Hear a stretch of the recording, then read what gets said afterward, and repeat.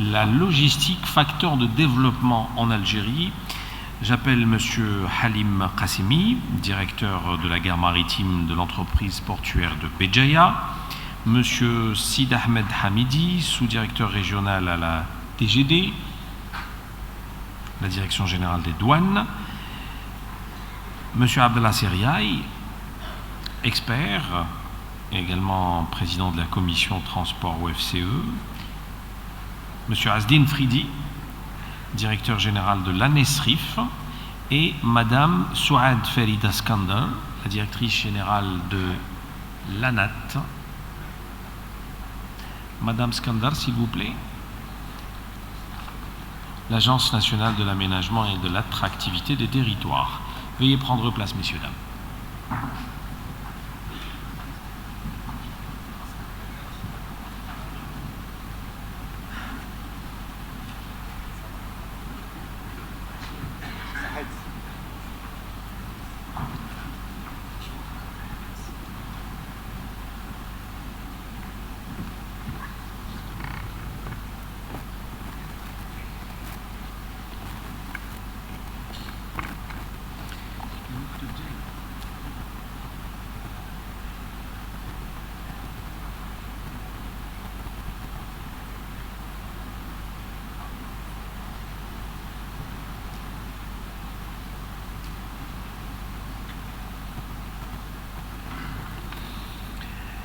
Et puis Abdelmalek Seraï également, expert économiste qui est dans le panel. Je vous en prie.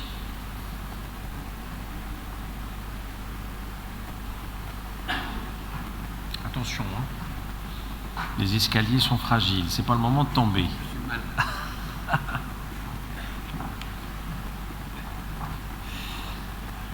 Très bien, veuillez vous installer. Alors, on va parler de la logistique, facteur de développement. Alors, si vous permettez, messieurs, dames, depuis tout à l'heure, on a parlé des points positifs. Ça serait bien qu'on débute un peu par, j'ai pas envie de dire points négatifs, mais plutôt les points à améliorer dans cette logistique. Quels sont finalement les points qu'on doit revoir afin que notre logistique réellement réponde aux normes? Abdallah Seriaï, peut-être pour commencer, je sais que c'est un sujet qui vous tient à cœur à chaque fois. Oui, bonjour. Je pense qu'avant de parler de la logistique facteur de développement en Algérie, on a écouté depuis ce matin un certain nombre de thèmes, de données notamment. Rapprochez le micro s'il vous plaît. Et je souhaite quand même donner quelques éclaircissements sur tout ça. On parle de 35% du poids de la logistique dans le coût d'une marchandise en Algérie. Je pense que c'est une estimation seulement, une évaluation. Il n'y a pas de chiffres. Personne ne connaît, il n'y a pas d'études, il n'y a pas eu d'étude fiable qui a été effectuée dans ce domaine. Personnellement, je pense que c'est un peu plus, même beaucoup plus. Mais je lance un appel au pouvoir public pour lancer une étude sérieuse sur la question pour qu'on puisse au moins être arrêté sur ce point-là. Et quand on dit 35% pardon, du coût du coût de la logistique, c'est en interne, parce que j'ai écouté ce matin M. Boueb, je pense le PDG du port de Djenjen, qui disait qu'il fallait partager ceci avec le transport maritime, avec peut-être ce qui se passait à l'étranger. Non, il s'agit du coût logistique en Algérie, chez nous. L'autre point très important, il est vrai que les pouvoirs publics ont fait énormément d'efforts en matière de développement des infrastructures, aussi bien routières, ferroviaires, même portuaires, c'est vrai. Les infrastructures sont là ou là sont projetées. Personnellement, j'ai eu à connaître des projets du ministère des Travaux publics et des Transports à l'horizon 2025-2030. Effectivement, c'est très ambitieux et c'est excellent pour la logistique. Ceci dit, il y a d'autres aspects qui pèsent réellement sur la logistique, c'est les coûts portuaires. Les coûts ou les surcoûts portuaires, et je pense que ça mériterait que nous nous attardions sur ce point-là, cette question, parce que la logistique, ce n'est pas uniquement des infrastructures, c'est également une organisation, c'est le numérique également qui a toute sa place dans le développement de la logistique. Donc, je pense que c'est des points très importants. Et puis le troisième point, je pense qui est également important, c'est l'export, puisque maintenant nous parlons d'exporter. Et je crois qu'à partir du moment où on a commencé de parler d'export, on commence à parler beaucoup plus de logistique. Et parce qu'on s'est rendu compte que le coût logistique plombait pratiquement l'exportation algérienne. Et là, c'est très très important. Je pourrais peut-être par la suite donner des cas concrets où on voit que le produit algérien ne peut pas être placé à l'étranger parce qu'il n'est pas compétitif au plan logistique. Très bien.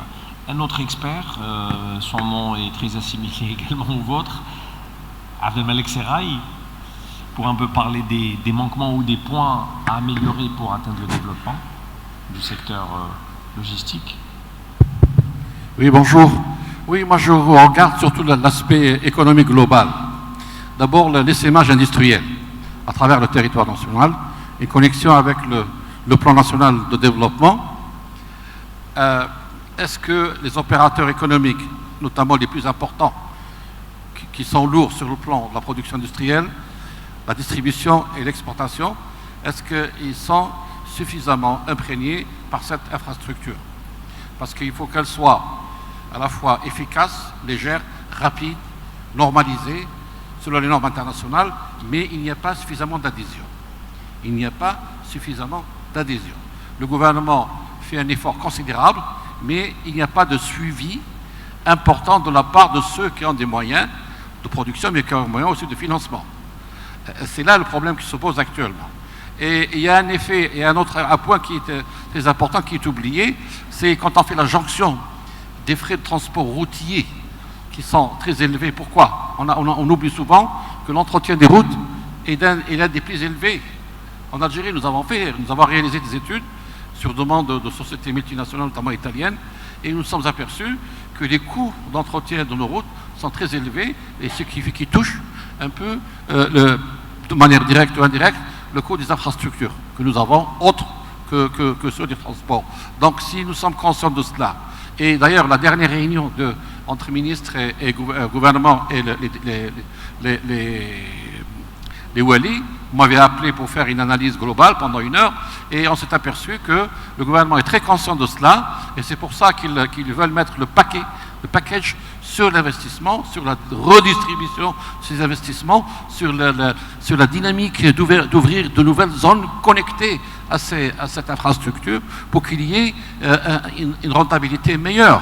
Parce qu'on a l'impression que, par moments, certains secteurs sont en train de travailler seuls ou un peu éparpillés, et ça ne donne pas le phénomène compact qu'on aurait souhaité. Donc, dès lors que nous sommes conscients, je pense qu'on va rectifier le tir. La dernière réunion a alerté en quelque sorte tout le monde, et j'espère qu'on va pouvoir travailler durant les prochaines années. Alors, les experts sont unanimes à dire qu'il faut impérativement focaliser dans un premier temps sur le maritime et puis sur le rail. Monsieur Fridi, vous êtes le directeur général de la NESRIF. Vous êtes un peu l'agence qui est en charge de l'étude et de la réalisation de ce réseau ferroviaire. Vous activez énormément ces dernières années. Qu'est-ce que vous pouvez nous dire concernant ces efforts qu'on doit fournir dans la logistique afin d'en faire un facteur de développement dans notre pays? Merci. Donc, concernant le développement de chemin de fer, là je rebondis sur le coût de la logistique, parce que c'est ça le noyau. Donc, pour faire une prestation, par exemple au sud, si le coût de la logistique il est énorme, donc on ne peut plus être compétitif. Donc, c'est une charge qui entre dans le produit. Et tout le monde cherche à diminuer cette charge, qui est le coût de... Comment la diminuer? C'est de transporter en masse et d'avoir des zones logistiques. Je prends l'exemple, un mètre cube à Adrar, le coût de transport de matériaux ou de fer, si vous n'avez pas des moyens de transport de masse, ce sera très élevé. Et on ne peut pas développer certaines zones. Nous, avec le programme ferroviaire qui est en train de se faire, à titre de rappel, Aujourd'hui, on est à 4200 km, 2300 en cours de réalisation et 6300 à court terme. Donc, on a fait un projet de modernisation de la ligne Beskra-Tougourt. Il y a maintenant des gens qui sont branchés et on est en train de transporter du ciment à travers cette ligne et faire l'export. Il y a des demandes aussi, des zones de dépôt de carburant ou d'autres cimenteries. Ils m'ont dit, sans le coût de transport, on ne sera plus compétitif. Monsieur Serra, il a dit, oui, il y a une réunion qui a été tenue avec le gouvernement Oliwali. On a parlé beaucoup du Hadibiyat al-Iqlim.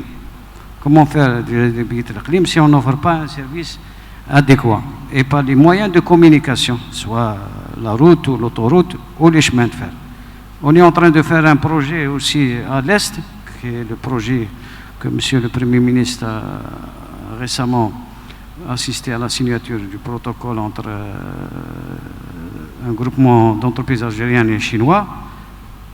La modernisation des chemins de fer, c'est une pièce maîtresse, parce que sans, on ramène le phosphate de Djebel Naouk au Oued Kibrit, on le transforme, après on le ramène jusqu'au nord. Donc sans chemin de fer, ce projet gigantesque, il aura des difficultés à se faire. Donc le développement du chemin de fer, comme il a dit le gouvernement, il y a un grand programme qui a été fait, et on parle d'aménagement de territoire, on s'inscrit dans le programme SNAT, et le chemin de fer, c'est un axe directeur qui est en train de se réaliser. Le pays, il est divisé, il est très long, alhamdoulilah, et très vaste. Donc il y a une rocade nord, à 100 km, il y a une autre rocade des hauts plateaux qui est en train de se terminer, et il y a des pénétrantes du nord au sud. Il y a la pénétrante, un colloque de chemin de fer, il a dit à Béchar, donc elle a été modernisée et mise en service en 2011, donc de Oran, Béchar. Et il y a une autre étude de Béchar à Tindouf, Rajbilet. Il y a la pénétrante principale qui est de Blid, Ashfa, Djelfa, Boukzoul. Et j'ai entendu des gens sur la boucle Est, oui, il y a des travaux qui sont en train de se faire. Tougourt, Hassim Saoud, et Hassim Saoud, là en descendant, aussi les études sont avancées et on va entamer les travaux. Donc c'est un grand programme ferroviaire qui permettra au développement du pays en offrant une prestation de transport au moins de coûts. Très bien. J'aimerais faire réagir le représentant de la douane, M. Hamidi. Les intervenants viennent d'axer sur la nécessité de développer le maritime, de développer le ferroviaire. On a la chance d'avoir M. Fridi avec nous, le directeur général de la NESRIF. Cette nécessité de revoir à la baisse ces coûts logistiques estimés à 35% voire plus, la douane aujourd'hui, qu'est-ce qu'elle considère comme point essentiel à revoir aujourd'hui dans cette problématique logistique, en plus de ce qui vient d'être cité? Merci M. Lahri de m'avoir donné la parole. Donc je vais essayer de positionner la douane dans cette thématique, la logistique et le facteur de développement en Algérie. Pour cette raison, j'ai réfléchi qu'est-ce qu'il y a lieu de dire. Donc j'ai trouvé il n'y a pas une autre issue à part de revenir aux définitions. La logistique, comme le savait tout le monde, c'est une activité qui a pour but de gérer les flux physiques et les données s'y rapportant pour but de faciliter ou bien d'exploiter des ressources et les mettre à la disposition aux besoins, mais avec respect des conditions économiques et avec respect, avec une assurance de qualité de service, une sécurité, avec respect des lois et des règlements. Donc la douane dans tout ça, pour la gestion des flux physiques, la douane a toujours mis en œuvre des procédures et elle a arrêté des procédures d'ordre légal et réglementaire. Ces procédures tombent directement dans le processus de facilitation. Et la douane a toujours été présente pour faciliter, pour répondre aux attentes des entreprises et des voyageurs, les deux. Donc, si on parle de facilitation, en matière, pour les facilitations accordées aux entreprises, on a des facilitations qui sont communes à l'import comme à l'export, et on a des facilitations qui sont propres à l'exportation, et ils sont énormes. Donc, pour les facilitations à l'import, on a par exemple le système informatique de gestion et de l'automatisation de l'administration des douanes qui accélère le traitement des marchandises.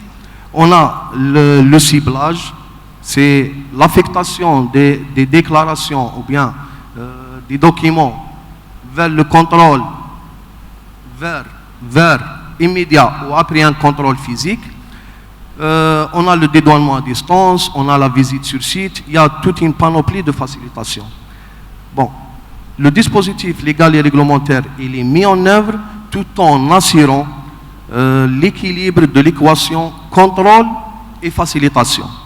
Par quoi? Par le ciblage, par le recours au scanner, par la création de dispositifs nouvelles. À titre d'exemple, c'est le dispositif qui a été mis en œuvre depuis 2012, consacré par un décret exécutif, donc pour donner plus de force à ce dispositif et pour faire adhérer les autres secteurs à ce dispositif, c'est le dispositif de l'opérateur économique agréé.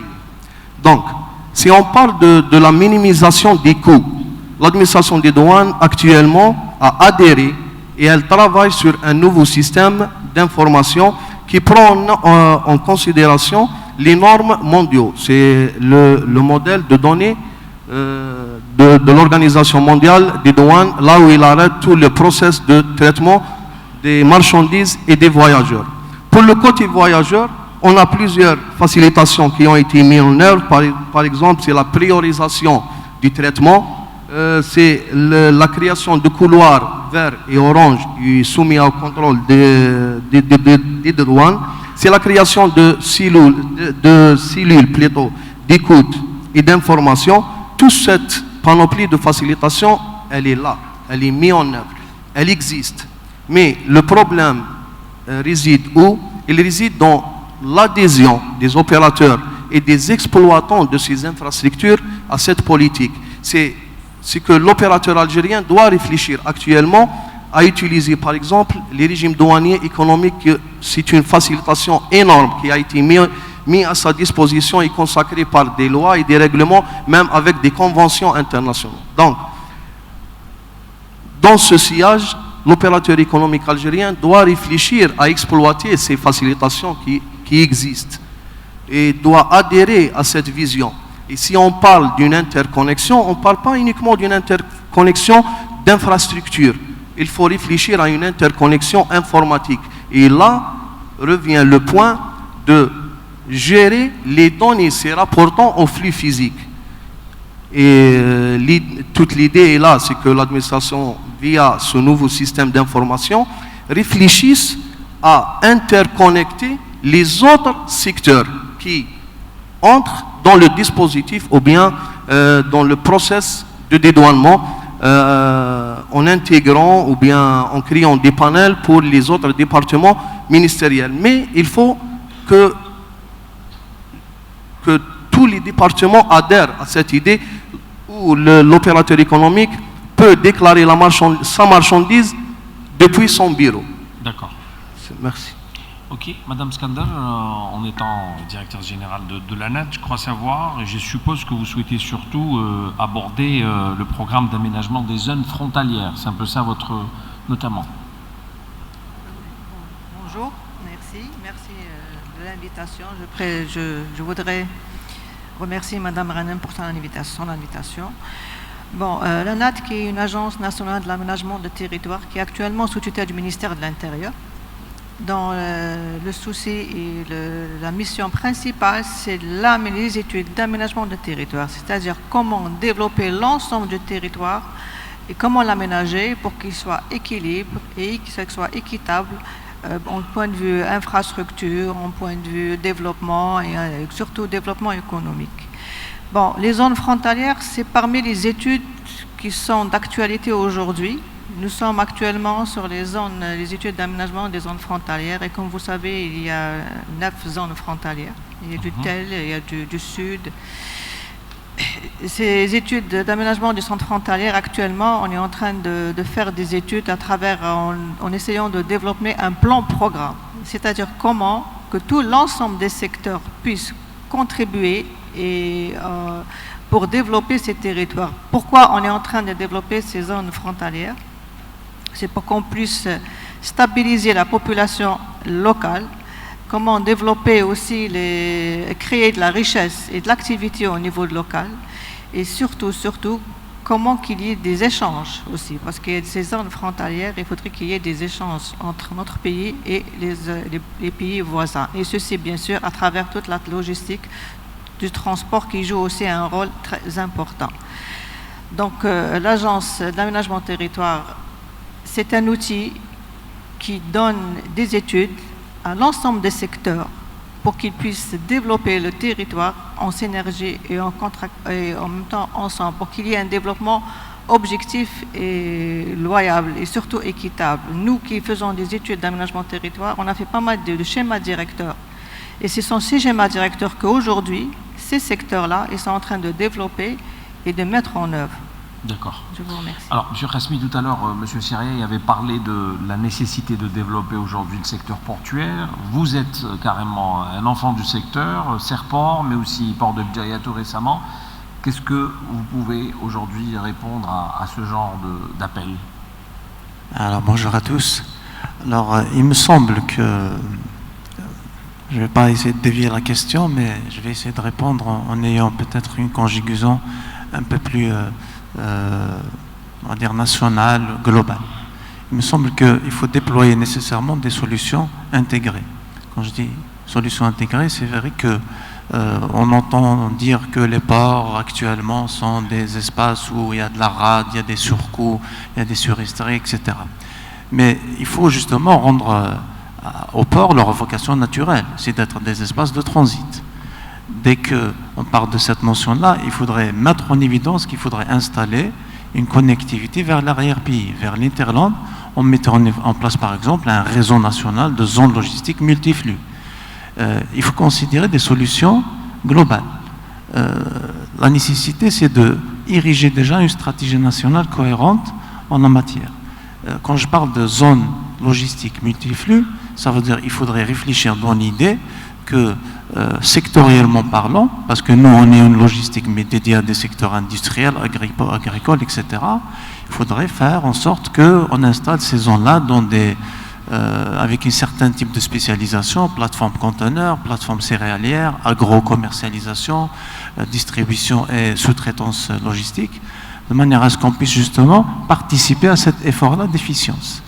Le cas échéant également, à mon sens, que la question qui se pose également, c'est qu'il faudrait nécessairement que les dynamiques individuelles se transforment en dynamiques collectives. Il faudrait polariser les dynamiques individuelles autour d'une réflexion collégiale pour installer, à l'exemple de certains pays, un certain type de gouvernance avec l'instauration, par exemple, d'une agence nationale dédiée à la logistique. Un autre axe, si vous me permettez, c'est qu'on puisse optimiser, je dis bien optimiser, les flux actuellement qui traversent nos ports. Optimiser dans une logique de massification. Même s'il y a présence de grands armateurs en Algérie, mais on n'en profite pas tellement. Parce que l'essentiel, par exemple, des conteneurs qui arrivent pleins repartent à vide. Alors il faut réfléchir dans cette idée-là qu'on puisse intégrer une notion de logistique qui permettrait également d'optimiser. Un dernier point, si vous me permettez, c'est la mise à niveau, la mise à niveau, à tous les niveaux, que ce soit au niveau des grandes entreprises ou bien des PME, de cette notion-là de logistique, de supply chain. Il faudrait partir du principe qu'il faudrait qu'il y ait une émergence d'acteurs logistiques, à l'instar des intégrateurs de services logistiques, qui peuvent être ceux qui font le groupage, le découpage, qui participent un petit peu à ce qu'on appelle la création du bout en bout, qui n'existe pas vraiment. Alors il faut qu'il y ait un cadre incitatif à l'émergence de ce genre de solutions. Alors on a les ports, on a les autoroutes, on a la voie ferrée, il reste encore les zones logistiques à l'intérieur des pays, dans les bassins économiques les plus actifs par secteur économique, et il faudrait prévoir justement qu'il y ait une mise à niveau avec des intermédiaires efficaces, des intermédiaires qui puissent apporter des solutions, groupage, dégroupage, intégration de services, transport jusqu'au site industriel, rapprochement, facilitation du point de vue de transit. Il ne faut pas que j'en mette quand même un dernier point, c'est la formation. Et il me semble qu'il faudrait nécessairement un plan national de la formation pour rehausser le niveau des compétences en matière de métier logistique. D'accord. Alors je vais rebondir sur les plateformes logistiques, Abdallah Seriaï, puisque c'est un sujet qui vous passionne régulièrement. Est-ce qu'aujourd'hui c'est une des pistes à développer afin justement d'atteindre ces objectifs de développement dans la logistique? Bien sûr, les plateformes logistiques sont effectivement s'intègrent, disons, dans la chaîne logistique, permettent une meilleure fluidité des marchandises. Encore faut-il qu'avec nos amis de l'aménagement du territoire, disons, rapprocher le micro, repérer les points les plus importants, les plus stratégiques pour pouvoir atteindre cette fluidité et la diminution des coûts logistiques. Mais je voudrais quand même rebondir sur la réponse de M. Kassimi sur la chaîne ou le maillon portuaire. Le maillon portuaire est, pourquoi je reviens, parce qu'il est important dans la chaîne logistique, si vous voulez. Chaque fois qu'on parle d'évaluer le maillon portuaire, je comprends et je sens une gêne au niveau de mes amis et de mes collègues des ports, parce qu'il est toujours difficile de parler de soi-même.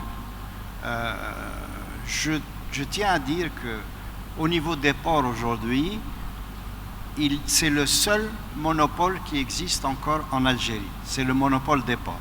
Toutes les activités, je pense que les spécialistes le savent, les opérateurs économiques le savent, toutes les activités portuaires à l'intérieur de l'enceinte sont, si vous voulez, réalisées, effectuées par un seul opérateur qui est une entreprise qui a d'ailleurs deux casquettes.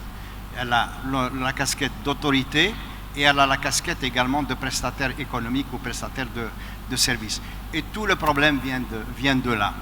Tant qu'il y aura ce monopole, tant qu'il y aura ces deux casquettes, si vous voulez, confondues et souvent mises à mal par l'entreprise portuaire, nous aurons des surcoûts portuaires qui sont très importants. Et là, je rebondis sur une petite, si vous voulez, ce n'est pas une anecdote, c'est une réalité. Il y a quelques semaines, nous avons chargé un navire, si vous voulez, à l'export. C'est très important de parler d'export. Donc, c'était une opération d'exportation. Le port devait, ça c'est les instructions de l'État algérien, les frais de chargement, sur les frais de chargement, il y a une ristourne de 50% qui est faite à l'opérateur économique par les entreprises portuaires. Et ça, c'est, si vous voulez, c'est effectué, c'est réalisé. Donc on a vu la facture avec une réduction de 50% des frais de chargement. Je voyais que la facture était quand même toujours assez élevée. J'ai pris mon téléphone, j'ai appelé, si vous voulez, des collègues de l'autre côté, en Espagne, pour ne pas le dire, en disant, voilà, j'ai un type de bateau, j'ai la même cargaison, le même type de bateau, donnez-moi quel serait le montant des frais de chargement pour un export de ce produit-là. Et je dois dire que j'ai été étonné parce que le prix qu'on m'a donné était de 40% moins cher des 50%, des 50% des tarifs de nos ports. C'est vous dire qu'il y a énormément à faire. Et on ne peut pas, si vous voulez, occulter cet aspect des choses. Il va, si vous voulez, nous rejoindre un moment ou un autre. Et je sais qu'aujourd'hui, déjà, nos opérateurs économiques peinent à l'export de ce fait-là. Donc, c'est ce que je voulais dire. Si vous voulez. Très bien. On ouvre le débat. S'il y a des questions, oui. Allez-y, puis je reviendrai au fond de la salle. Allez-y, sinon, au fond de la salle, et puis je reviendrai de ce côté. Bonjour. Hafid Aouchiche de la société Lafarge Holcim. Je me réjouis un peu de ce qui est dit ici par les animateurs de la table. L'exemple que citait M. Serrail, nous le vivons réellement. Donc, je confirme pour notre part que les coûts logistiques à l'export dépassent pour un seul produit, le ciment blanc exactement, dépassent les 60% pour le conteneur. Et d'autre part, quand il ne s'agit pas du conteneur, si on doit faire un navire en flux tendu, donc c'est du vrac qu'il faut pomper directement sur le navire, les délais d'attente du navire en rade, donc avant son accostage, font que les coûts sont multipliés carrément par 10. Donc il est clair que les coûts logistiques sont réellement internes, et c'est là où il doit y avoir un grand effort. Un deuxième point, c'est qu'on a beaucoup parlé d'infrastructures, de moyens qui doivent être adaptés. On a oublié un peu le facteur humain qu'a soulevé tout à l'heure notre ami via la formation. Et quelles sont, si vous voulez ma question, quelles sont les initiatives qui sont faites dans ce domaine? Merci. Merci. Oui, puisque vous êtes à côté, prenez le micro et puis on reviendra de ce côté. Merci, Monsieur le Président. Monsieur Mran Ilyas, sous-directeur au niveau du ministère de l'Intérieur. Je voudrais, par rapport à ce méga projet de route de la soie. Le micro, s'il vous plaît. Par rapport à ce méga projet de la route de la soie. Quelque part, il nous interpelle de manière directe ou indirecte pour se mettre à niveau par rapport aux standards internationaux. De ce fait, je me demande, par rapport aux certaines exigences, et je citerai à titre d'exemple la mise à niveau par rapport à la digitalisation, système de digitalisation, surtout d'un standard international, SIGAD 2. Et je vous remercie. Merci. Monsieur Rezal. Merci, c'est juste pour rassurer M. Kasmi du port de Béjaïa. Je suis tout à fait d'accord avec lui en matière de stratégie nationale, en matière de logistique. Nous avons toujours fait de la logistique, mais pas dans un cadre, dans une vision encadrée ou dans le cadre d'une vision ou d'une stratégie. Nous avons commencé par élaborer un schéma directeur de plateforme logistique, alors que normalement c'est l'inverse qui devait se produire. Donc nous sommes conscients de cette insuffisance et nous sommes en cours d'élaboration d'une stratégie nationale de la logistique avec l'appui de la Banque mondiale. Nous venons de finaliser la première phase, c'est le diagnostic du secteur et tous les acteurs ici présents ont participé à cette première phase. Au mois de janvier, nous allons faire une grande restitution peut-être au même endroit pour entamer l'élaboration de la stratégie logistique. Nous sommes en train de constituer une équipe qui va contribuer à ce projet, mais en même temps, il faut un cadre juridique et législatif. On n'a pas ni de loi, ni d'un texte réglementaire qui encadre ou qui parle de la logistique. Donc ça aussi, c'est un deuxième projet. Et pour revenir aussi sur l'élément humain, vous savez que la logistique, c'est le secteur qui a besoin le plus, le plus grand créateur d'emplois, c'est le secteur de la logistique. Et les besoins sont estimés à 200 000 emplois ou besoins de formation.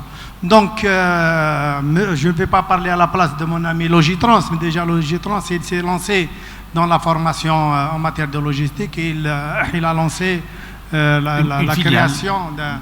Une filiale qui est dédiée à la filiale dédiée à la logistique, mais ça ne suffit pas. Il y a toutes les universités, tous les centres de formation sectoriaux, ou bien même la formation professionnelle doit s'engager parce que le gisement est tellement important qu'il faut une démarche multisectorielle. Monsieur Abdallah, puisque vous êtes à côté aussi. Oui. Non, moi je voudrais, Rezal, juste rappeler quelque chose. Ça m'est revenu, hein, c'est un peu de l'histoire. Quand on m'avait demandé d'élaborer le schéma directeur des plateformes logistiques, parce que j'en suis à l'origine, ça remonte à 2006. Donc à l'époque, c'était tout nouveau pour nous. Nous avons quand même fait cette étude donc, le schéma directeur des plateformes logistiques. Et nous avons intégré un peu toutes ces données, toutes ces problématiques qui se posent maintenant. Notamment que ce soit pour la partie formation, que ce soit pour l'identification des régions qui devaient accueillir ces plateformes logistiques, la typologie de ces plateformes logistiques, leur destination, est-ce que c'est des plateformes logistiques de niveau national, de niveau international, de niveau régional, et elles devaient répondre à un certain nombre de besoins aussi. Mais nous avons aussi abordé l'aspect formation sur lequel vous êtes basé. Enfin, vous avez fait allusion tout à l'heure sur l'aspect formation. Donc ce schéma, il est quelque part, je dirais, complet. Il mériterait effectivement d'être actualisé en fonction des données nouvelles ou des opérateurs qui sont apparus sur la scène. Mais il y a une chose, où sont nos opérateurs? Pourquoi attendre toujours de l'État qu'ils viennent et qu'ils investissent dans quelque chose qui pourrait être fait par n'importe quel opérateur qui disposerait de moyens? Une plateforme logistique, je n'attends pas que l'État vienne m'ériger une plateforme logistique. C'est vrai qu'on est là, qu'on peut aider, qu'on peut faciliter les choses, mais qu'est-ce qui empêcherait nos différents opérateurs de disposer de plateformes logistiques? C'est vrai qu'il y a l'aspect réglementaire. Nous n'avons pas un texte qui régit un peu ces plateformes logistiques, quoique même ailleurs, ça m'étonnerait qu'il y ait des pays qui disposeraient de législation ou de réglementation spécifique. Mais où sont nos opérateurs quelque part? Qu'est-ce qu'ils font pour aller investir ce créneau? Et la question est posée à notre ami C. Abdellah au niveau du FCE. Qu'est-ce qui empêche les 4000 adhérents du FCE, si ma mémoire est bonne, d'aller et investir ce créneau? Très bien. Il vous fait un sourire, comme quoi j'ai une réponse pas mal à vous proposer. Donc allez-y. Non, bien sûr, c'est une question. Bien sûr, qu'est-ce qui empêcherait, dans l'absolu, un opérateur privé d'investir dans une zone logistique, plateforme logistique? Absolument rien. Sauf qu'au plan factuel, c'est toute une autre chose. Au plan factuel, d'abord, il faut qu'il y ait une réglementation. Je crois qu'il a bien signifié. Aujourd'hui, en matière de logistique, de plateforme, il n'y a absolument rien. Et là aussi, je lance un appel au pouvoir public pour qu'on puisse réglementer, si vous voulez, donner une assise juridique à cette filière logistique qui a toute son importance dans l'économie. Et sur un autre plan également, pour mettre en place une zone logistique, il y a toute une étude à faire. D'abord, il faut que les flux économiques transitent par l'espace qu'on projette, si vous voulez. Il faut qu'il y ait également que le réseau de communication, donc autoroute, éventuellement voie ferrée, etc., puisse passer à côté ou pas trop loin, sinon ça deviendrait inutile. Donc vous voyez bien que c'est un travail qui ne peut pas être fait dans l'absolu par un opérateur privé, mais qui peut être fait par un opérateur privé s'il y a un cadre et effectivement une assistance de l'État. D'accord. Il y avait... Oui, allez-y.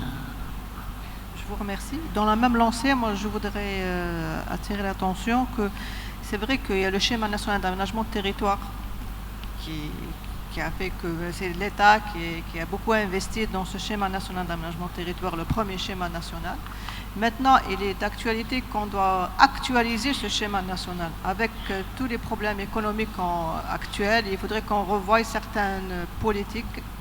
Et là, moi, j'invite les secteurs à actualiser ou bien d'abord à faire une évaluation de leur schéma directeur pour voir où ça a marché, où ça n'a pas marché, ou qu'est-ce qu'il y a lieu de faire. Et pour qu'on puisse aller après vers l'actualisation de ce schéma directeur. Et là, on aura tracé un peu un encadrement juridique dans ce sens-là. Et je vous remercie. Très bien. La question du facteur humain, j'aimerais bien qu'on puisse y répondre si c'est possible. Et puis il y a la question, voilà. Si vous permettez, oui. Alors, je tiens à rebondir sur les remarques de M. Zen et M. Abdellah. Je suis tout à fait d'accord avec cette mise en évidence des problématiques, parce que les problèmes, on les connaît, mais le chemin pour trouver les solutions, c'est un chemin qui est très difficile à arpenter. Donc, il me semble, du point de vue de la formation, je suis tout à fait d'accord, même le privé doit participer à l'émergence de ce genre de volonté. Le groupe Serport et le groupe Logitrans sont en train de concrétiser des écoles de formation avec simulateurs, dévoués à tous les métiers de la logistique, mais n'empêche que je pense qu'il faudrait aller au-delà et faire participer également le secteur privé dans ce genre de volonté. Donc il me semble que En ce qui concerne le volet pédagogique formation, c'est en bonne voie. Je pense que c'est un sujet très important. C'est un métier transversal qui concerne, je disais, même aussi bien les grandes entreprises que les petites entreprises. Et quand je parlais d'abord d'un cadre incitatif, il faudrait justement parler de cette notion-là de mise à niveau. Et je pense qu'à travers la formation, on va nécessairement déployer, à trouver des solutions pour rehausser les services logistiques en Algérie. Très bien. Dernière question, allez-y. Voilà, donc je reviens sur la question donc, de l'aménagement du territoire. Donc le schéma national de l'aménagement du territoire, c'est le soubassement donc, de toute une stratégie globale cohérente, de toute stratégie opérationnelle. Depuis ce matin, pratiquement, on n'en parle que des stratégies opérationnelles. Si vraiment on veut faire de la stratégie globale cohérente, ces stratégies donc opérationnelles doivent découler donc de l'élément déclencheur qui est la planification, qui est un démembrement directement du SNAT qui doit être actualisé.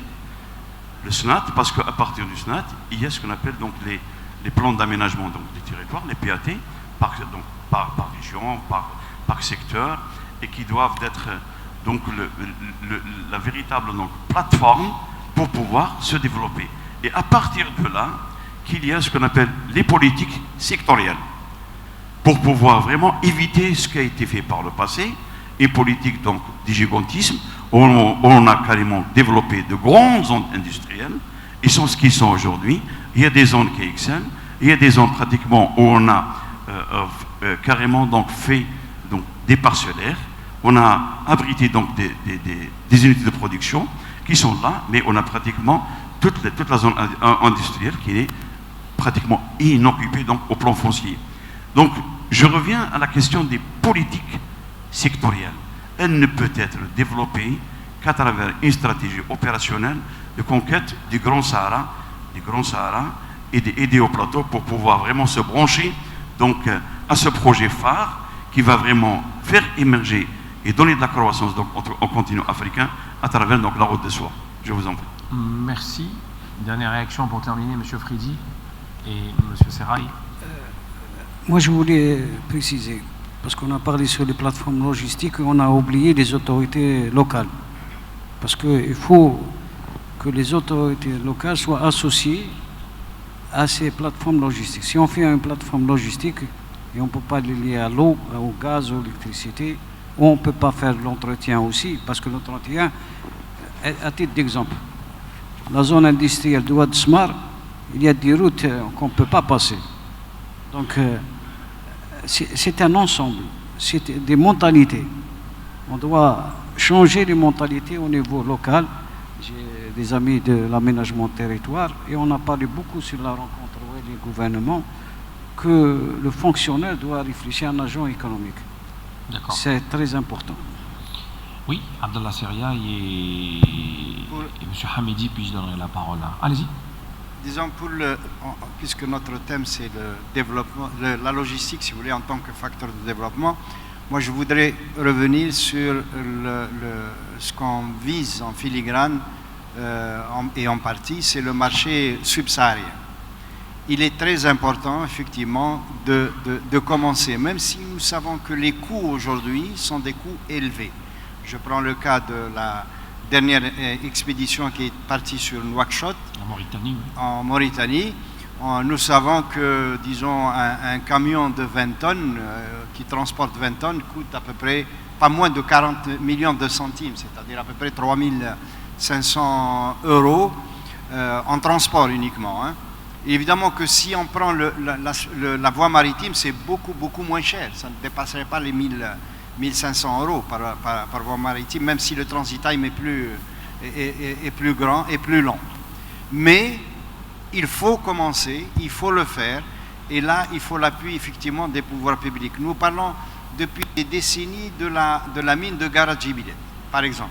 Si la mine de Garadjibilet était exploitée ou l'a été projetée avec la voie ferrée qui doit l'accompagner, c'est un engagement extraordinaire pour le Sud, si vous voulez, parce que si la voie arrive à Garadjibilet, évidemment, elle peut être prolongée sur la Mauritanie ou sur le Grand Sud. Et là, je pense que ce sont ces grands projets, ces grandes, si vous voulez, opérations qui peuvent pratiquement drainer autre chose. Nous avons vu la route de la soie qui a été lancée par le gouvernement chinois en 2013. Et évidemment que c'était une opération du gouvernement chinois. On ne demandait pas aux autres, si vous voulez, d'y adhérer. Mais l'adhésion est venue au fur et à mesure que la voie s'est développée. Et là, je lance un appel, effectivement, pour qu'on aille dans ce sens-là. Très bien. Monsieur Hamidi. Moi, j'aimerais répondre à la question du monsieur. Qu'en est-il du SEGAD 2 L'administration des douanes avait pour projet un nouveau système, c'est le SEGAD 2. Mais actuellement, elle est allée au-delà du SEGAD 2. Les travaux concernant le SEGAD 2 existent et ils ont été versés dans un nouveau système d'information où ils vont être raffinés et ça sera... Parce que le système d'information de gestion de l'administration des douanes existe depuis 1999. Et nous sommes en 2018, d'où la nécessité de revoir ce système et de l'actualiser. Même les systèmes d'exploitation, ces côtés informatiques, ont changé. Actuellement, il y a d'autres systèmes d'exploitation qui sont plus performants que sur la base duquel le SEGAD a été élaboré. Nonobstant, le système actuel, il fait son travail. Mais il reste un peu des insuffisances qui vont être rattrapées dans le nouveau système d'information qui prend en charge, comme j'ai dit, les normes internationales. J'aimerais rebondir sur la réponse de M. Sarai, la question du monsieur. Pourquoi les opérateurs n'exploitent pas les facilitations qui sont mises en œuvre? Et là, il faut qu'on pose la question. Soit on facilite là où il ne faut pas faciliter, soit on ne facilite pas la chose qu'il fallait faciliter. Parce que tous les secteurs du pouvoir public facilitent à leur niveau. La chose qui manque, c'est une coordination. Il faut avoir un maestro pour voir la politique d'État et répartir cette politique en matière de facilitation aux autres secteurs intervenants et exécutants. Pour cela, pour finir, j'aimerais bien renverser les rôles. C'est les opérateurs qui parlent et c'est les autorités qui écoutent et prennent note. Je pense que ça sera une idée pour la 4e édition du système. J'aimerais bien. D'accord. Monsieur Sarai, je vous donne le mot de la fin. Moi, je voudrais revenir encore une fois à la participation éventuelle, mais même nécessaire, du capital national privé au renforcement de ces infrastructures et leur modernisation. Quand vous lisez les textes du Code des investissements qui a été radicalement changé, aéré, amélioré en 2016 sur la demande du ministère de l'Industrie et une très bonne participation, pour une fois, de certaines commissions spécialisées de l'Assemblée nationale, il y a une invitation très claire au capital privé pour investir, notamment dans ce secteur-là. Mais malheureusement, on ne voit pas suffisamment de communication. Mais si aujourd'hui ou demain, le gouvernement viendrait avec la proposition de plateforme de travail, de financement, sur la base de cahiers de charges bien précis, tout en gardant le contrôle s'il le veut, je pense que le capital national va pouvoir s'intégrer à ce développement. D'autant plus que nous avons la chance d'avoir un plan national de développement assez bien fait. Donc, quand Madame a parlé du Sud, du Haut-Plateau, oui, effectivement, quand on lit ces textes de 2016, il y a un événement assez fort.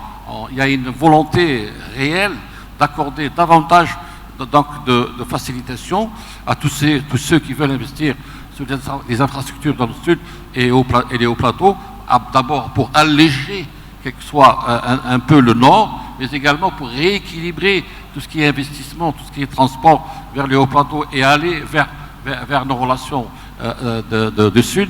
Je pense qu'il est temps d'en parler et d'inviter, pourquoi pas, aux spécialistes de sortir, spécialistes de gouvernement, de sortir avec des propositions concrètes pour permettre au capital privé de se libérer. Parce qu'on ne peut pas continuer à faire des discours dans des grandes réunions et laisser le capital privé cacher son argent, puisqu'il y a plus de presque 42% de monnaie en dehors des banques. Il faut ramasser cet argent-là pour aller vers les investissements. Merci. Merci à vous, messieurs, dames, d'avoir animé ce 4e panel, le dernier de la matinée, la logistique, facteur de développement en Algérie.